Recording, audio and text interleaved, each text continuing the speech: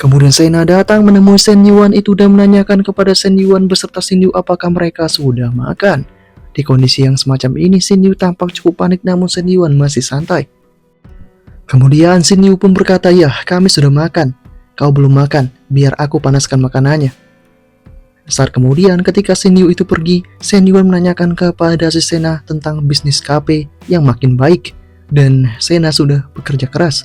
Sena mengatakan, "Yah, kau sudah membuatku mendapatkan kondisi yang begitu baik dan sangat nyaman, Shen Yuan. Karena engkau, aku benar-benar bahagia sekarang ini. Aku tidak merasa lelah sama sekali, justru ingin bekerja lebih keras lagi." Mereka pun bermesraan di sana dan ini sedikit membuat rasa pedih di hatinya Shen Yu. Beberapa waktu kemudian, Shen Yuan bertemu dengan si Meng Lu. Dan mereka saat ini telah berolahraga. Meng Lu mengatakan kepada Shen Yuan jika dia sudah mengunjungi 2 toko lainnya juga. Shen Yuan menyuruhnya untuk melihat masalah yang ada. Meng Lu pun kemudian mengatakan jika yoga studio pelayanannya bagus, tapi anggota sedikit. Ini masalah menarik pelanggan. Gym yang satu lagi juga mirip seperti itu. Itu semua masalah kecil. Tinggal lihat apakah para manajer mau memperbaikinya. Sudah diatur oleh Meng Lu semuanya dan nanti akan dikirim kepada Shen Yuan. Shen Yuan kemudian mengatakan, "Bagus sekali, kerjamu rapi, kau pantas mendapatkan hadiah." Gerakan tangan dilakukan oleh Shen Yuan sempat membuat Meng Lu kaget. Shen Yuan kemudian langsung mengatakan kepada Meng Lu itu, "Menurutmu, aku ini apa? Sore ini aku senggang, ayo kita kencan. Tapi selain itu, selain laporan masalahmu, malam ini kau juga harus memberikanku rencana penyelesaiannya." Meng Lu pun mengerti akan hal itu. Beberapa waktu kemudian, Meng Lu dan Shen Yuan telah berhasil untuk membeli baju yang akan dipakai oleh si pelatih Meng Lu ini. Saat ini, mereka melakukan dinner dengan sangat romantis. Di sana, Shen Yuan berkata dalam hatinya, "Pakaian, tas, film, makan malam, total 230.000. Setelah triple cashback, keuntungan bersih 460.000. Kemudian ketika mereka melangkah berdua, Meng Lu berkata kepada Shen Yuan jika hari ini mungkin seperti hari yang paling membahagiakan dalam hidupnya. Shen Yuan pun kini menatap itu. Shen Yuan juga berkata dalam hatinya, "Sepertinya jumlah cashback tidak penting. Level kesukaan pelatih Liu naik terus. Satu lagi hampir tembus 100. Ini semakin menarik." Shen Yuan kemudian mengatakan jika hari-hari seperti ini baru saja mereka mulai. Mereka pun menikmati malam dengan penuh kebahagiaan.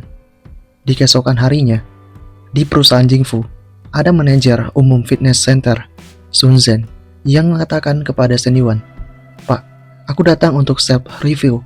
Ini langkah perbaikannya. Mungkin masih kurang. Kau lebih berpengalaman. Tolong lihat terlebih dahulu." Shen Yuan yang mendengar itu lantas mengatakan, "Tidak perlu self review. Duduk berikan ringkasan singkat soal langkah baru ini." Kali ini, wanita yang bernama Sun ini mulai mengatakan kepada Shen Yuan, "Pertama, resepsionis kalau step menunda atau malas-malasan di area publik akan dikenai denda. Hal ini sama untuk follow up, harus dilakukan terus-menerus. Kalau ada yang terlewat, langsung kena potongan performa." Shen Yuan kemudian mengatakan, "Tunggu, ini semua hukuman, tidak ada imbalan." Sun kini mengatakan, "Hukuman dapat menimbulkan sense of urgency, membuat mereka lebih serius." Shen Yuan yang mendengar itu berkata, "Hukuman tentu boleh, tapi imbalan juga harus ada. Gunakan imbalan sebagai alat utama dan hukuman sebagai pendukung. Kuncinya motivasi, bukan tekanan." Sun pun kini mengatakan mengerti. "Pak, Shen Yuan, pemikiranmu memang jauh ke depan, seperti biasa." Setelah itu Shen Yuan menanyakan soal akuisisi pelanggan. Sun pun mengatakan jika mereka masih bergantung pada walk-in offline, traffic online rendah, dia harus bicara dengan manajer network operation, Seng, sebelum memberikan rencana yang lengkap. Shen Yuan berkata, "Video tidak menarik karena para pelatih tidak mau kerjasama. Kau harus mengatur ulang aturan distribusi trafik. Besok siang, aku ingin kebijakan lengkapnya." Sun pun mengerti akan hal itu. Dan tidak cuma itu, Shen Yuan juga menegaskan satu hal. Tujuannya meningkatkan efisiensi staf dan memperbesar profit perusahaan. Untuk menghasilkan uang, perusahaan tidak bisa memelihara pekerja yang bermalas-malasan. Apakah kamu mengerti? Sun pun mengerti akan hal itu, karena dia tahu harus apa yang akan dia lakukan. Dan setelah meninggalkan ruangan, Sun berkata dalam hatinya, ternyata Pak Jia tidak berbohong. Bos baru ini sangat kompeten dan sangat tegas. Sikap secepat itu bagaimana bisa dia baru berusia 21 tahun. Perusahaan tidak memberikan makan pemalas. Artinya, kalau aku salah langkah, habis sudah. Dikala dalam keadaan yang semacam ini, sekretaris pun mengetahui akan satu hal, di mana gadis ini tampaknya ketakutan setengah mati karena bertemu dengan Shen Yuan. Dan ngomong-ngomong juga, untungnya dia belum pernah melihat sisi mengerikan dari Shen Yuan itu. Semoga saja tidak pernah. Sekretaris kemudian langsung mengunjungi Shen Yuan dan mengatakan jika dia punya gosip internal untuk Shen Yuan itu. Shen Yuan mengatakan, saat kita berdua jangan panggil aku Pak Shen, itu aneh rasanya. Kemudian sekretaris mengatakan kepada Shen Yuan itu, bos, orang yang sebenarnya berkoordinasi dengan sekolah itu Yu Jifeng. Dia dulunya menangani marketing dan ekspansi bisnis.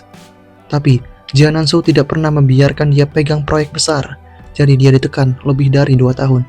Shen Yuan kemudian mengatakan, ya sudah ku cek latar belakangnya, dia pernah jadi wakil GM di medical center lain. Sekretaris kembali menambahkan, sampai istrinya selingkuh dengan bos lamanya dan dia memukuli bos itu. Setelah itu, dia harus mengundurkan diri. Itu alasan dia bertahan dengan Jia.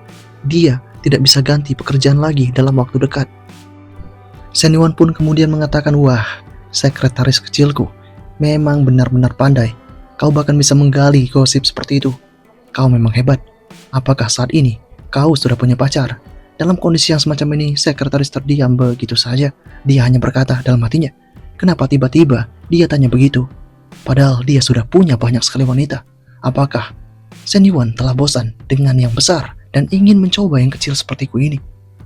Kalau ada kerjaan, sekretaris akan mengerjakan semuanya. Kalau tidak, tentu hal lain akan boleh dilakukan oleh Shen Yuan ini. Saat ini juga, sekretaris berkata dalam hatinya, tidak, bos kan sudah punya banyak kekasih. Dia tidak memerlukanku. Lebih baik aku tetap menjadi lebih bekerja keras di sisinya. Ternyata Shen Yuan tidak bermaksud apapun. Shen Yuan kemudian mengatakan kepada sekretarisnya itu, pendanaan startup Yansong, Mo Zhen Wang, dan Lu Xinyu telah diterima semua. Biarkan mereka mulai memakainya. Sekretaris mengerti akan hal itu. Sementara saat ini, Shen Yuan juga menatap sesuatu, yaitu si Nyonya Lin alias Kak Lin, di mana postingan hari ini benar-benar berada di mode pasangan. Hal ini membuat pikiran Shen Yuan terganggu dan sedikit mengacaukan mentalnya. Apalagi, sosok dari si Kak Lin juga mengirimkan pesan, di mana dia baru saja membuat makan siang. Apakah sesuai dengan seleramu? Dia akan mengirimkan beberapa. Shen Yuan kemudian mengatakan dalam teksnya itu, tidak perlu, setelah makan siang aku akan datang ke tempatmu untuk memperbaiki ASI. Saat ini terjadi, sosok dari si Kak Lin pun berkata, bisa tidak jangan pergi ke rumahku, aku sudah ketakutan. Shen Yuan kemudian mengatakan, bawakanlah lingerie-mu ke hotel, aku akan kirimkan lokasinya. Singkatnya, 1 jam kemudian di hotel. Saat ini, si Kak Lin pun menyamar dengan begitu rapi dan tertutupnya. Dan bahkan saat suaminya menyaksikan itu, wanita di elevator itu, dia tidak tahu jika itu istrinya. Si suami hanya bisa berkata dalam hatinya, wah, dari bodinya itu sungguh menawan sekali. Namun dia pakai masker, jadi aku tak bisa melihat mukanya. Tapi meski begitu entah kenapa, dia seperti mirip istriku. Namun setelah aku selesai memeriksa pelanggan nanti, aku sebaiknya telepon rumah untuk memastikannya. Singkatnya, pertemuan terjadi antara Shen Yuan dan juga Kak Lin itu. Shen Yuan menanyakan kenapa kau menyamar seperti pencuri. Lin mengatakan, jika sebenarnya aku tidak ingin melakukan itu, tapi aku tidak sepertimu. Kau tidak tahu betapa besar resiko yang aku bawa sekarang ini. Shen Yuan kemudian langsung mendekat dan mengatakan, bukannya lebih baik mereka tahu. Kini, Lin mengatakan belum saatnya, biarkan aku ganti pakaian terlebih dahulu. Dan 5 menit kemudian, sosok dari Kak Lin benar-benar sudah bersiap.